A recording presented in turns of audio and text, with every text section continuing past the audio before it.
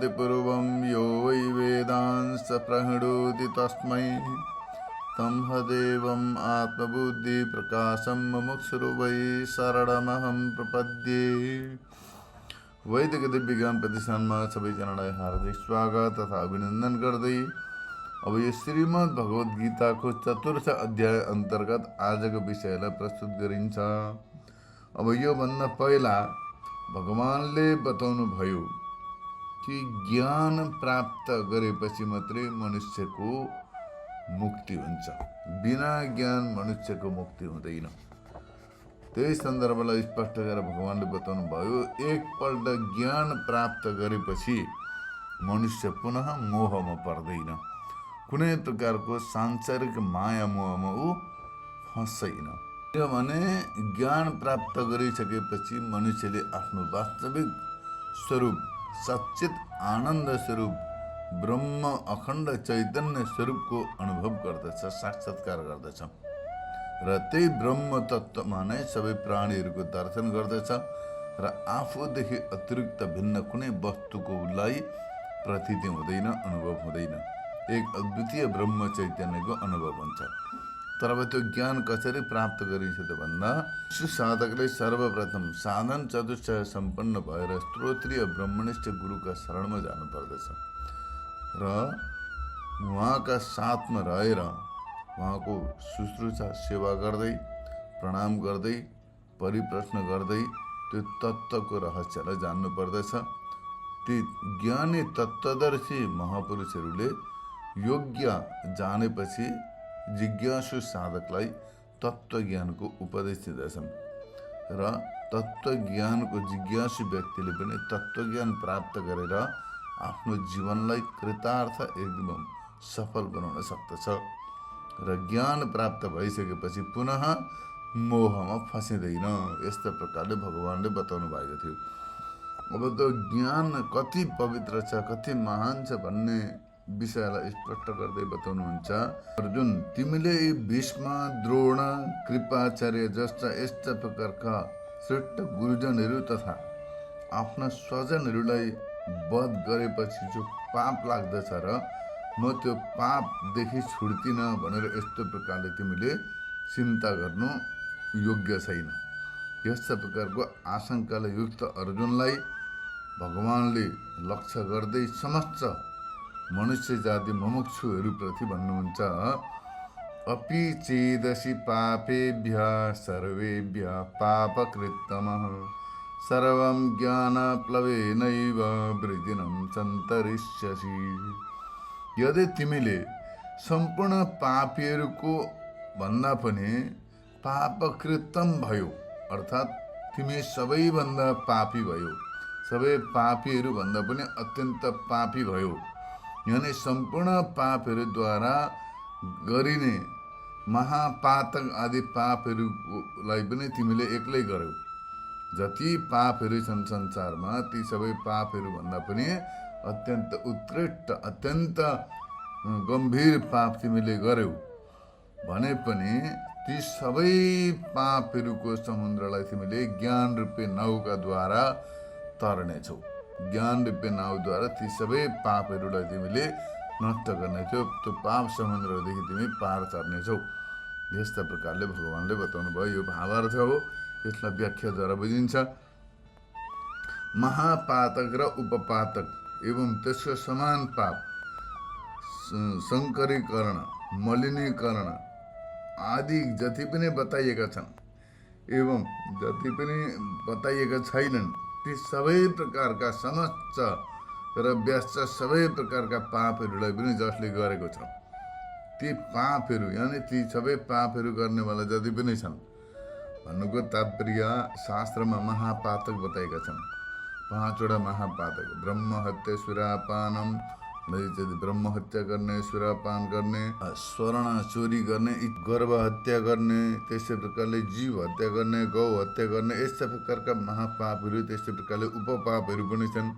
मसिना मसिना जीवहरूको हत्या गर्ने, झुटो बोल्ने, नाना प्रकारका उपपातकहरू छन्, महापाप र उपपातक। त्यस्तै प्रकारले अरू पापहरू पनि छन्, समान रूपले गर्ने, सङ्कीर्णीकरण, त्यस्तै प्रकारले मलिनीकरण, त्यस्तै प्रकारले अन्य पापहरू जति पनि छन् ती सबै प्रकारका पापहरू जो चाहिँ समस्त र व्यस्त पापहरूलाई जसले गरेको छ उनीहरूलाई पापी अथवा महापापी यस्तो प्रकारले जानिन्छ। तिनै लोकमा स्थित अर्थात् तिनटै लोकमा रहेका भूत भविष्यत र वर्तमान कालमा गरिएका अथवा गरिने सबै प्रकारका महापाप उपपापहरू मध्ये ती सबै प्रकारका पापहरू गर्ने अथवा ती सबै पापहरूमा लिप्त छौ तिमी र ती सबै पापहरू गर्नेमा पनि पापकृतम छौ भन्नुको मतलब ती सबैद्वारा गरिएका पापहरू तिमीले एक्लै गरेका छौ। तिमी एक्लैले ती सबै पाप गरेका छौ र तिमी पापकृतम भएका छौ, पापकृतम कहलाएका छौ। भने यस्ता प्रकारका यदि तिमी पापकृतम भए तापनि सबै पापहरूका समुद्रलाई ज्ञान रूपी नाउद्वारा तिमीले पार गर्नेछौ।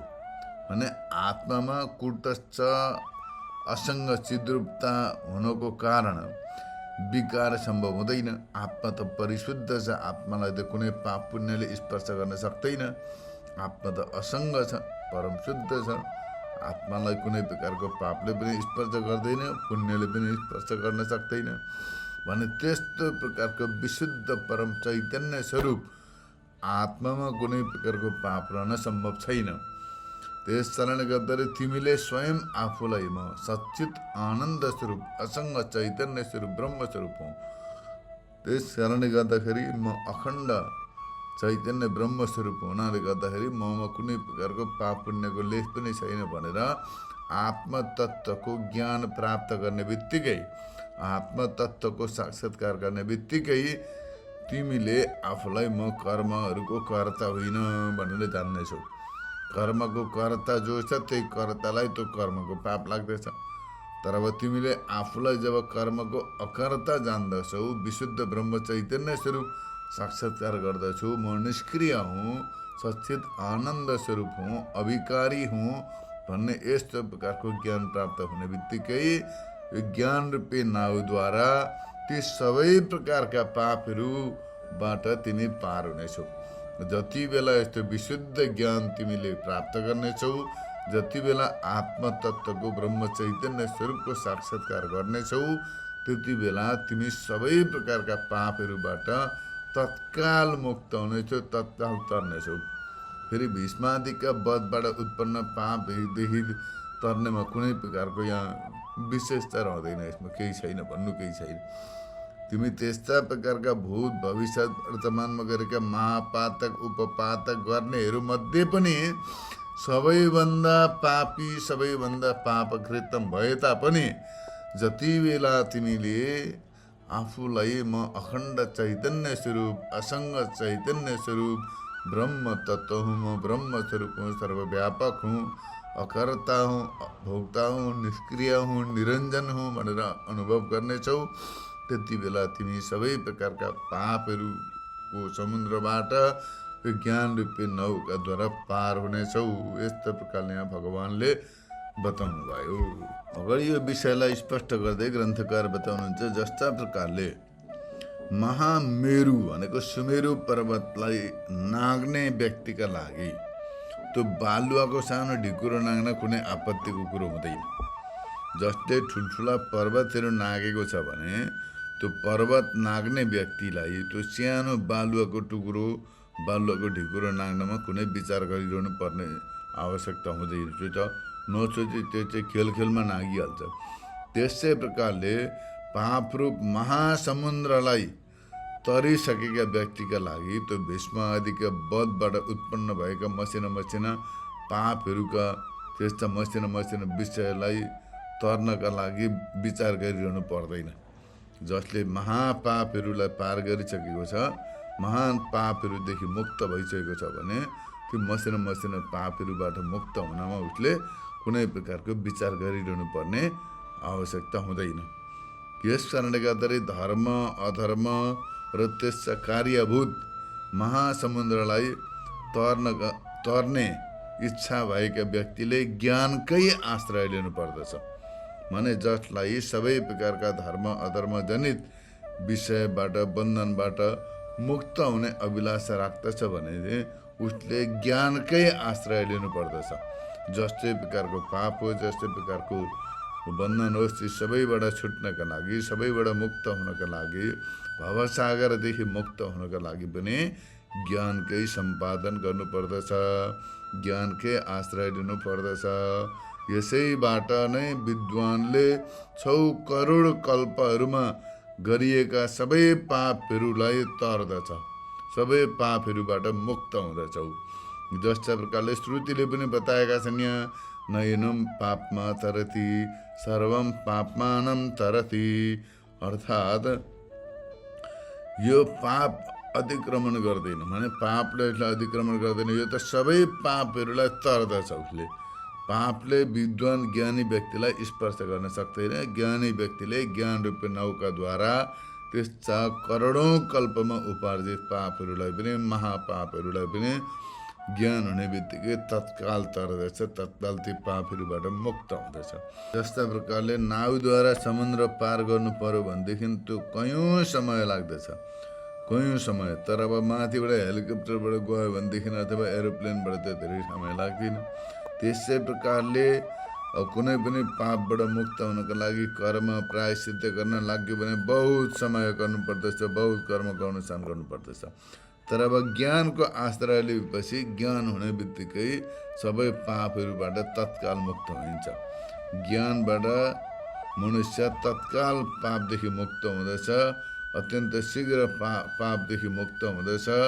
त्यसलाई कुनै कालको अपेक्षा रहँदैन, धेरै समयको अपेक्षा गरिरहनु पर्दैन। तर क्षणभरमा नै सबै पापहरूलाई नष्ट गरिदिन्छ। यस्तो प्रकारको विषयलाई दृष्टान्तसहित भगवानले बताउनुहुन्छ। यथे धामसि समिद्धोग्निर भस्मसात् कुरुते अर्जुन, ज्ञानाग्नि सर्वकर्माणि भस्मसात् कुरुते तथा। हे अर्जुन, जसरी प्रदीप्त अग्नि माने राम्रोसँगले प्रज्वलित भएका अग्निले सबै काठहरूलाई भस्म गराइदिन्छ, मजाले बलेका अग्निमा दाउरा लगाइदियो, काठ लगाइदियो भने डढाएर तत्काल भस्म बनाइदिन्छ। त्यसै प्रकारले ज्ञानरूप अग्निले पनि सबै प्रकारका शुभाशुभ कर्महरूलाई, सञ्चित कर्महरूलाई भस्म बनाइदिन्छ। यस्तो प्रकारले भावार्थ बताइयो। यसलाई व्याख्याद्वारा विस्तृत रूपले बुझ्न सकिन्छ। समिद्ध माने मसिना काठहरूलाई जलाउनका लागि बढेको जो अग्नि छ, त्यसले इन्धनहरूलाई, काठहरूलाई क्षणभरमा नष्ट गरिदिन्छ। जस्तो प्रकारले कहीँ आगो बलेको छ भने ठुल्ठुला दाउरा लगाएर बडो आगो दन्काएको छ भने त्यो मसिना दाउराहरूलाई एकैछिनमा त्यो अग्निमा लगाएपछि तत्काल भस्म बनाइदिन्छ। त्यसै प्रकारले अन्तर् वेदान्तको श्रवण मनन निधिध्यासनबाट उत्पन्न, त्यसबाट प्रवर्तित जो ज्ञान उत्पन्न हुन्छ, त्यो ज्ञानले पनि, त्यो ज्ञान रूपी अग्निले पनि सबै प्रकारका कर्महरू, सबै प्रकारका पापहरूलाई तत्काल नष्ट गरिदिन्छ। ज्ञानलाई पनि यहाँ अग्निको संज्ञा दिएको छ, अग्निरूप मानेको छ, ज्ञान रूप अग्नि।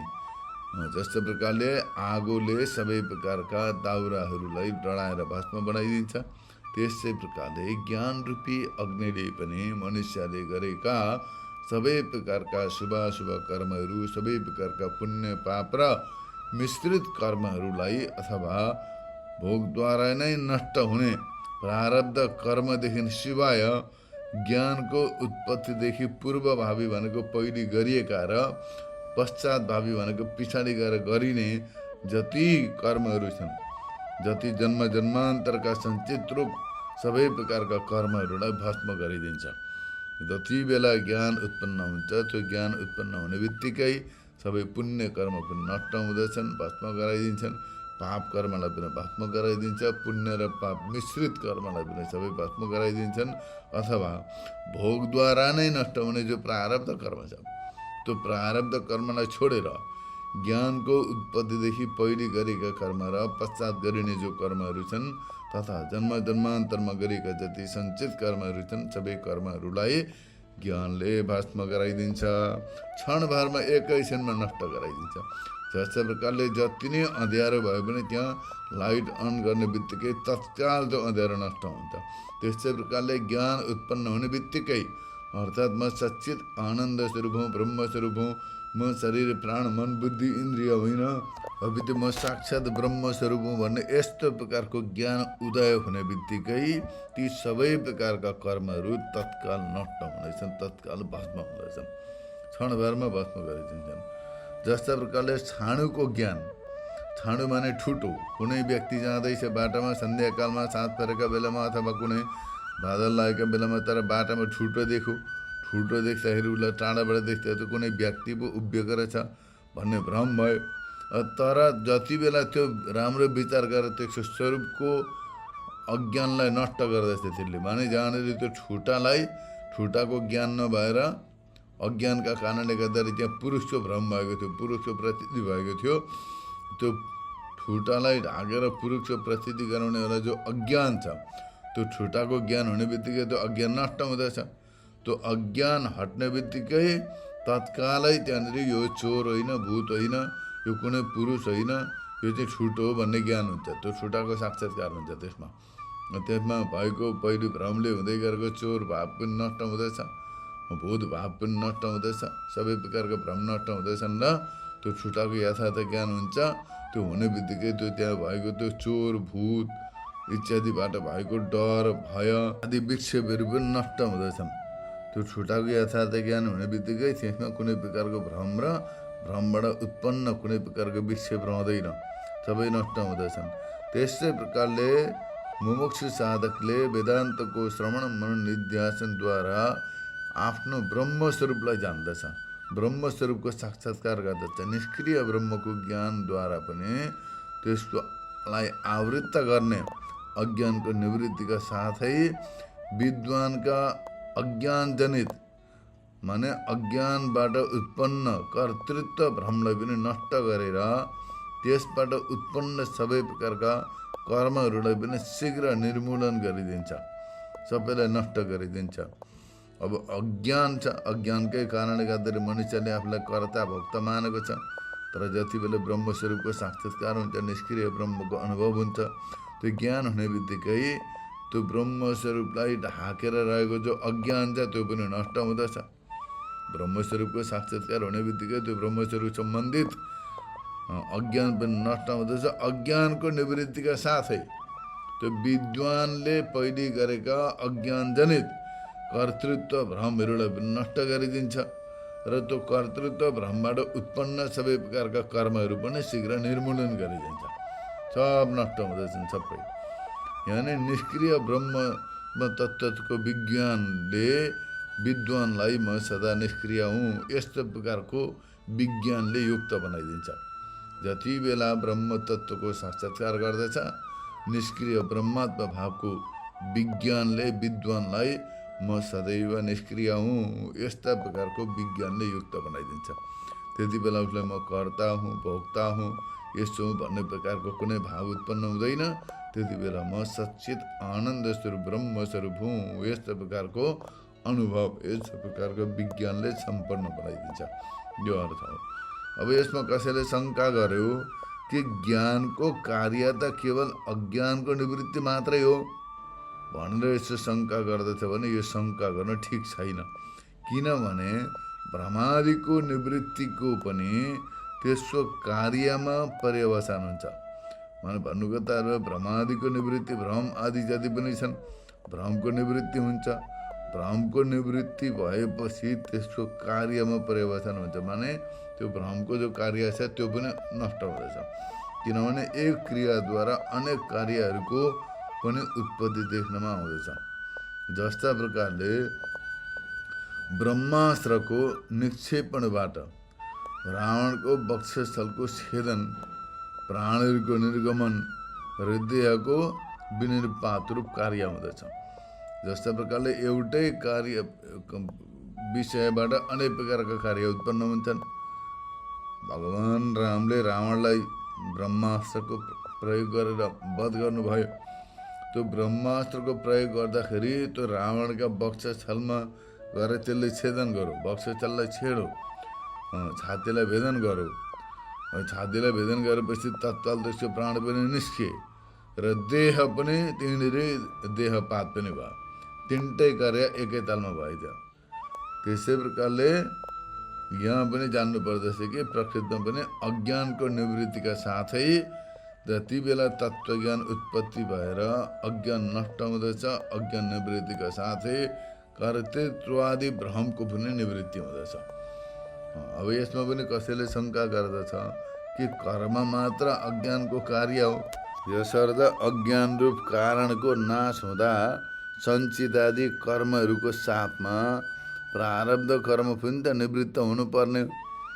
यस्तो प्रकारको शङ्का गर्न युक्त छैन। अब यहाँ शङ्का पक्षको भन्नुको तात्पर्य जब अज्ञान नष्ट हुन्छ, त्यो अज्ञान नष्ट हुँदाखेरि अज्ञान रूप त्यो कारणको नाश हुनेको साथसाथै सञ्चित आदि कर्महरू, सञ्चित कर्महरू पनि नष्ट हुँदैछन्। सञ्चित कर्म नष्ट भएपछि प्रारब्ध कर्म कसरी नष्ट हुँदैन? त्यो पनि नष्ट हुनुपर्ने हो। प्रारब्ध कर्म चाहिँ कसरी शेष रहन्छ त भनेर यस्तो प्रकारले शङ्का गर्नु ठिक छैन। किनभने प्रारब्ध कर्मको फल प्रवृत्त छ, माने प्रारब्ध कर्मले फल दिन प्रारम्भ गरेको छ। यो जीवनै नष्ट हुन्छ नि त प्रारब्ध कर्म मानिएन भने त। अत प्रारब्ध कर्मले फल दिन प्रवृत्त, फलमा प्रवृत्त भएको हुँदा त्यसको निवृत्ति हुँदैन, हुन सक्दैन। जस्तै प्रकारले भोगद्वारा नै पूर्वभावी र पश्चातभावी अन्नको त्याग गरिन्छ, त्याग गर्न सकिन्छ। त्यस्तै प्रकारले भोक्त अन्नको त्याग हुन सक्दैन भन्नुको तात्पर्य जस्तै प्रकारले कुनै व्यक्तिले अन्नलाई परित्याग गर्यो भने या त पहिलेको अन्नलाई परित्याग गर्नु पर्यो, अर्थात् पछाडिको अन्नलाई त्याग गर्न सक्दछ। तर जो खाइसकेको अन्नको त त्याग हुँदैन नि, त्यो त खाइसक्यो उसले, त्यो त त्याग हुन सक्दैन, त्यो त खाइसक्यो उसले, भोगिसक्यो। किनभने उसको फल त प्रवृत्त भयो। त्यो अन्न खाइसकेपछि त्यसको जो फल प्राप्त गर्नु छ त्यो त फल त हुन्छै हुन्छ। त्यस्तै प्रकारले प्रारब्ध कर्मको पनि फल प्रवृत्त छ। प्रारब्ध कर्मले फल प्रदान गर्न, फल युक्त बनाउन आरम्भ गरेको छ भनेदेखि त्यो नष्ट हुँदैन, त्यो त फल प्रदान गरेर मात्रै नष्ट हुँदछ। यस्तो प्रकारले यहाँनिर बुझ्नु पर्दछ। यसै गरी यहाँ अर्को शङ्का गर्दै उत्थापन गर्दै भन्नुहुन्छ कि कार्यको विद्यमान नहुँदा, माने कार्य नहुँदा कारणको पनि अस्तित्व मान्नु पर्दछ। कार्य नभए पनि कारणको अस्तित्व मान्नु पर्दछ। यस्तो शङ्का गर्न ठिक छैन। किनभने कारणको अभावमा पनि कार्यको आभास देख्नमा आउँदछ। जहाँ कारण छैन त्यहाँ पनि कार्यको प्रतीति हुन्छ यत्रतत्र। त्यस कारण त्यो नियम लागु हुँदैन। जलबुद्धि नष्ट हुँदा पनि मरुभूमिमा फेरि जल भासको प्रतीति हुन्छ। उदाहरणद्वारा बुझाउँदै हुनुहुन्छ यहाँ।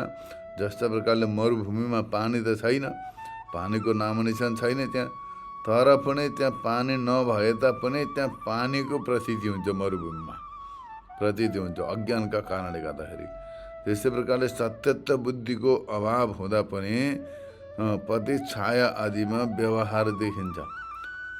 सत्यत्व बुद्धिको अभाव, अब छायामा त सत्य हुँदैन, त्यो छाया सत्य नभए तापनि त्यसमा त्यस्तो प्रकारले प्रतीति हुन्छ। त्यस्तै प्रकारले विद्वानका दृष्टिमा शरीर, इन्द्रिय, प्राण, मन, बुद्धि इत्यादि अनात्म पदार्थहरूप्रति आत्मत्व, सत्यत्व र ममत्व बुद्धिको अभाव भए तापनि विद्वानमा कर्म र त्यसको फलको आभासयुक्त नै प्रतीत हुन्छ। यस कारणले गर्दाखेरि निष्क्रिय ब्रह्मात्माको विज्ञान, माने निष्क्रिय स्वरूप जो ब्रह्म चैतन्य छ, आत्मस्वरूप चैतन्य छ, हो त्यसको विज्ञान माने अनुभव, साक्षात्कारबाट सबै प्रकारका कर्महरू नष्ट हुँदछन्। त्यो विज्ञानबाट सबै प्रकारका कर्महरू भस्म हुन्छन्। ज्ञान रूपी अग्नि प्रज्वलित हुने बित्तिकै सबै प्रकारका अज्ञानजनित कार्यहरू भस्म हुनेछन्। सञ्चित कर्महरू पनि रहँदैनन्, केवल प्रारब्ध कर्म रहन्छ, जो चाहिँ अब समाधिबाट अप्रतिबद्धतालाई प्राप्त हुन्छ। माने जसले वेदान्तको श्रवण मनन निधिध्यासन गरेर निरन्तर अभ्यासद्वारा समाधिमा स्थित भएको छ, अनि समाधिद्वारा ब्रह्म तत्त्वलाई आत्मा र ब्रह्मको एकत्वको बोधद्वारा सम्पन्न भएको छ र यथार्थ रूपले साक्षात्कार गरेको छ। निशेष अविद्याको निर्मूलन गरेको छ, माने कुनै शेष नरहिकन सबै प्रकारको अविद्यालाई नष्ट गरेको छ भने यस्तो प्रकारको तत्त्वज्ञानद्वारा सबै प्रकारका सञ्चित कर्महरू तत्काल नष्ट हुँदछन्। यस्तो प्रकारले मानिएन भने त यो घट हो, यति भन्नान मात्रले ब्रह्मको आवरक अज्ञानको सद्भाव प्रसक्त हुने थियो। यसबाट यो र म यो ब्रह्म हो, इच्छा कारक विज्ञान कार्य सहित सम्पूर्ण अज्ञानको निर्मूलन गरिदिन्छ, यो सिद्ध हुन्छ। अर्थात् भन्नुको तात्पर्य जसले यो ब्रह्म स्वरूप हुँ म र निष्क्रिय चैतन्य स्वरूप हुँ भन्ने अनुभव गर्दछ, साक्षात्कार गर्दछ, त्यो ब्रह्म तत्त्वको साक्षात्कार रूप विज्ञानद्वारा सबै प्रकारका कर्महरू तत्काल भस्म हुँदछन्। यस्तो प्रकारले यहाँनिर बुझ्नु पर्दछ। र सर्वप्रथम शास्त्रको श्रवण मनन गर्नु पर्यो। वेदान्त शास्त्रको श्रवण मनन गरेपछि ज्ञान उत्पन्न हुन्छ। निरन्तर निधिध्यासन गरेपछि विज्ञान हुन्छ, साक्षात्कार हुन्छ तत्त्वको। त्यो तत्त्वको साक्षात्कार हुने बित्तिकै सबै प्रकारका कर्महरू नष्ट हुँदछन्, सबै प्रकारका कर्महरू भस्म हुँदछन्। जस्तो प्रकारले अग्निले दाउरालाई भस्म गराउँदछ, त्यस्तै प्रकारले विज्ञानद्वारा सबै कर्महरू भस्म हुन्छन्। यस्तो प्रकारले यहाँनिर आजको विषयलाई निरूपण गरियो। आजलाई यति नै। हरि ओम तत्सत्।